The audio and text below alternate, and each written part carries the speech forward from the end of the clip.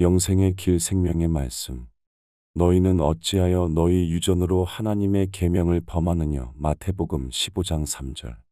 성경 말씀은 하나님의 뜻과 계획이며 하나님의 사상이며 생각이며 마음의 표현입니다. 그러므로 성경 말씀인 하나님의 율법의 계명은 곧 하나님을 나타내는 것입니다. 반면에 사람의 사상과 생각과 마음의 표현은 사람의 계명인 것입니다. 하나님의 율법인 계명을 사람이 믿고 지키고 주장하면 그것은 그 사람이 하나님 안에 있는 것입니다. 즉 하나님과 하나된 것이요 하나님과 연합한 것이요 하나님과 화목하는 것이요 의요 사랑이요 순종인 것입니다. 반면에 사람의 사상과 생각과 마음인 뜻이 하나님의 율법인 계명과 다른 경우는 그리스도 밖에 있는 것이요 그리스도와 분리된 것이요 불이요 불법이요 불하여 불순종이요 죄가 되는 것입니다. 짐승이 아닌 사람에게 하나님의 율법인 십계명을 지켜야 할 대표적인 계명으로 주셨습니다. 10가지 계명은 사람이 존재하는 한 반드시 지켜져야 할 도덕법입니다. 즉 범죄 전에도 범죄한 지금도 후일 천국에 간다면 거기서도 절대적으로 지켜야 할 율법이요 계명이요 사랑의 법입니다.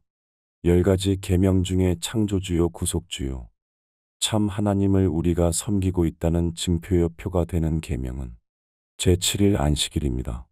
즉 계명 중에 가장 핵심이요 중심이요 가장 중요한 계명입니다. 이유는 다른 신, 우상들 은 다른 9가지 계명을 다 하나님처럼 요구할 수 있습니다.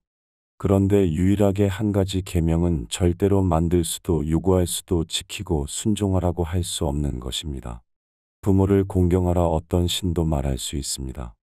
나 외에 다른 신을 섬기지 말라 다르게 형상을 만들지 말아라. 즉 소가 우상이라면 나 대신 개 형상을 만들어 거기 절해도 된다라고 못하겠죠. 그런데 창조주 하나님 외에 어떤 신이 제7일 안식일을 기억하여 거룩히 지키라고 할 수 있겠습니까? 그런데 하나님을 믿는 어떤 사람이 이 창조주와 맺은 언약인 제7일 안식일 대신 제11인 주일의 첫날을 안식일 대신 지키자라고 주장하며 그리 믿고 지킨다면 이 사람은 무슨 짓을 한 것입니까?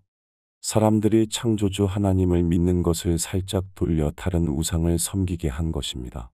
하나님께서는 이런 괴계에 빠진 그리스도인들을 향하여 이 백성이 입술로는 나를 존경하되 마음은 내게서 멀도다 사람의 계명으로 교훈을 삼아 가르치니 나를 헛되이 경배하는도다 마태복음 15장 8절 9절. 예수님께서는 부모를 공경하라는 말씀으로 참과 거짓을 분별하도록 말씀하시고 이런 말씀으로 더하셨습니다. 무리를 불러 이르시되 듣고 깨달으라 마태복음 15장 10절. 창조주를 믿는 것이 어떤 것인지 깨달으셨나요? 알자. 힘써.